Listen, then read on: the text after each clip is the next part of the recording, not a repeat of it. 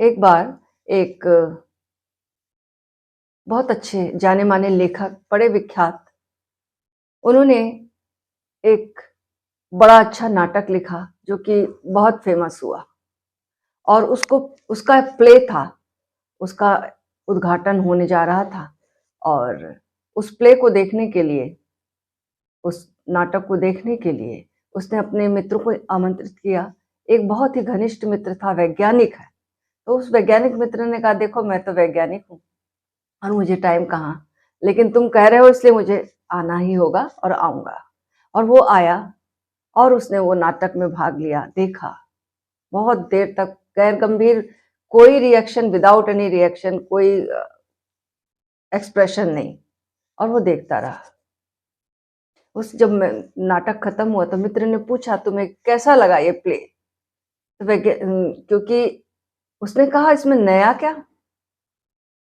तुम तो कह रहे थे मैंने एक बड़ा यूनिक, एक नया नाटक आज होने जा रहा है जो कि मैंने लिखा और पहली बार प्रस्तुत होगा, लेकिन मुझे इसमें कुछ नया नहीं लगा।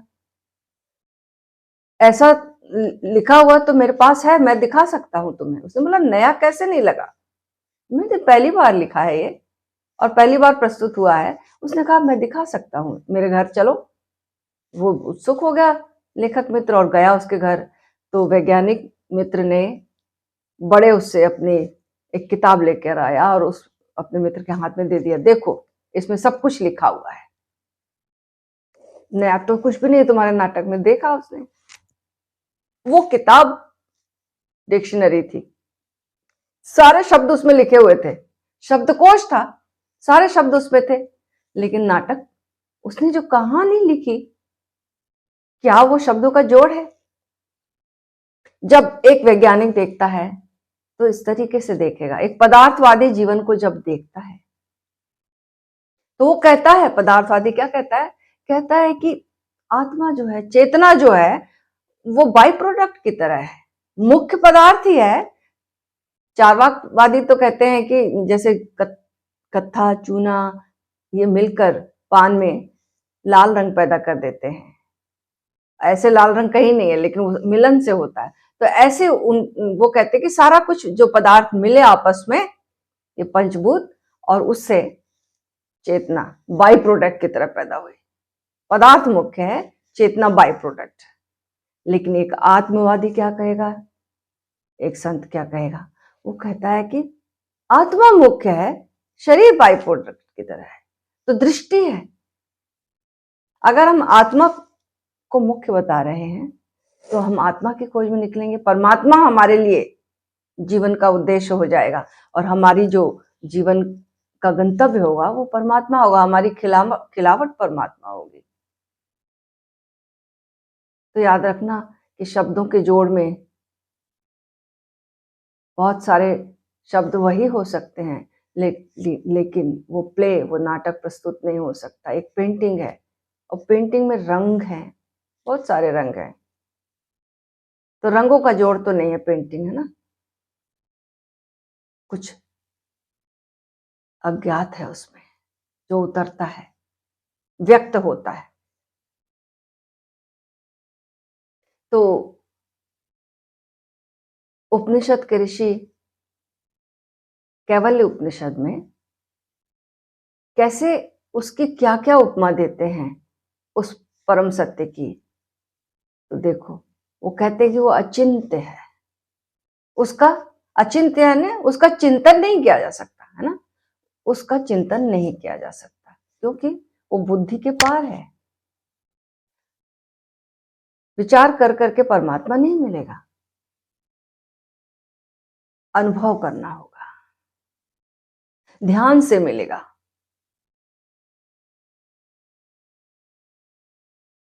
जो जानते नहीं, जिसको, जो अज्ञात है, उसका विचार कैसे करेंगे हम ना?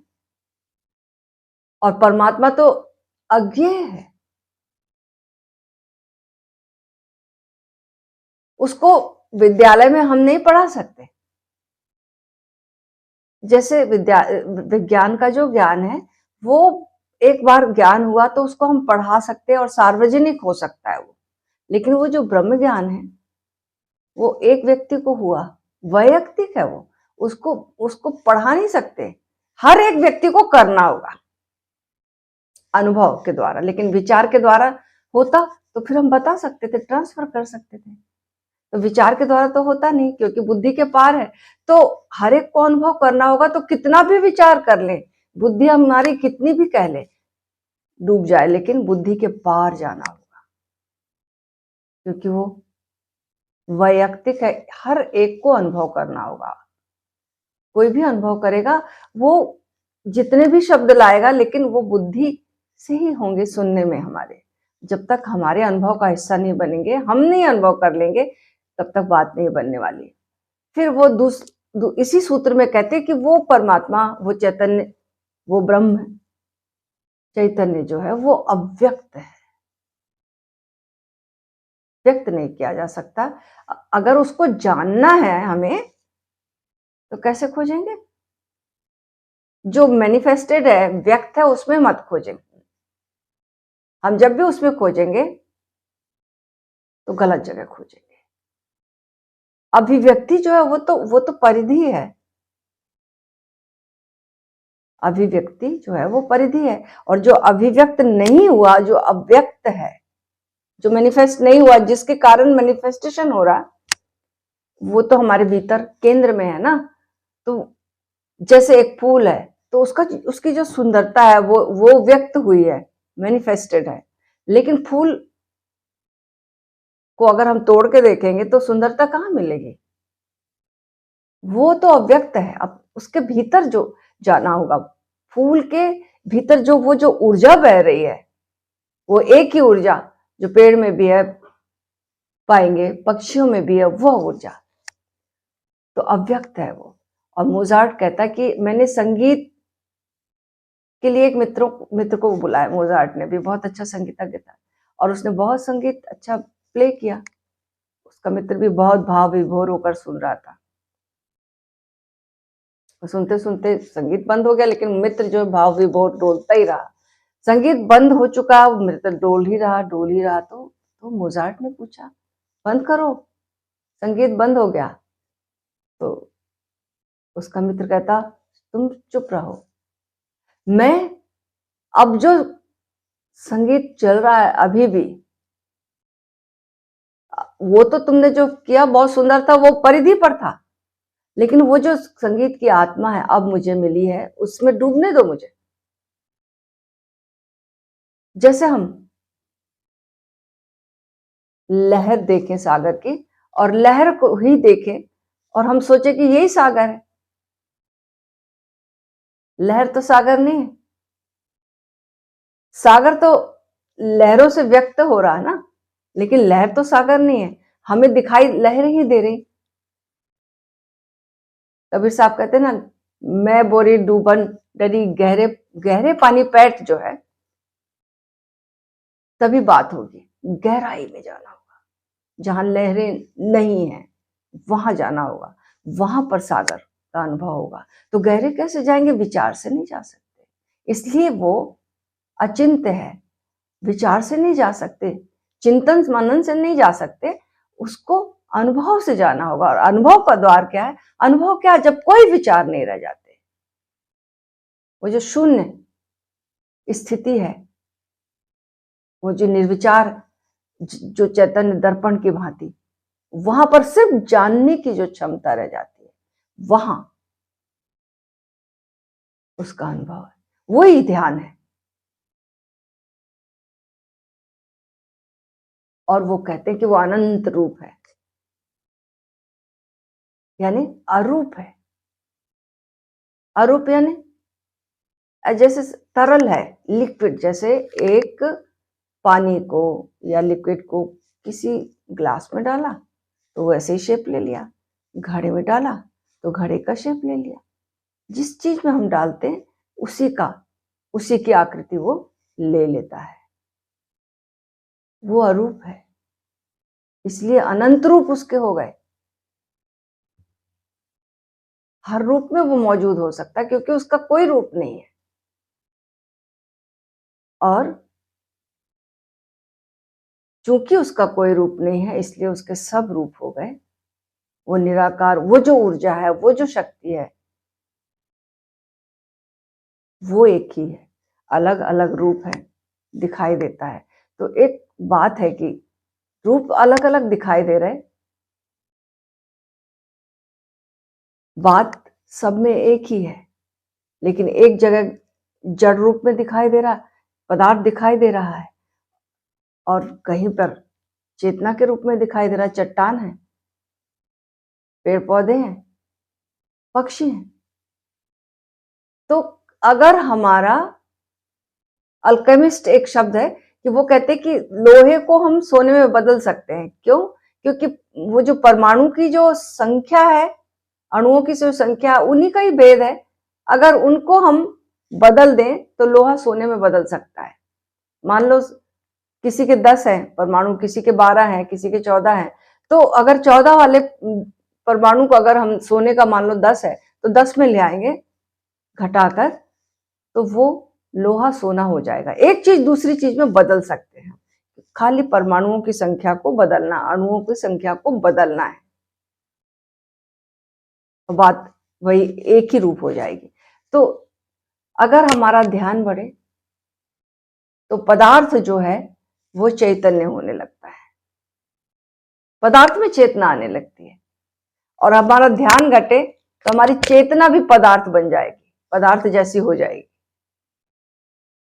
बात बहुत ही अद्भुत है। इस बात को अगर हम ख्याल रखें कि ध्यान की बात है, ध्यान बढ़ा, होश बढ़ा,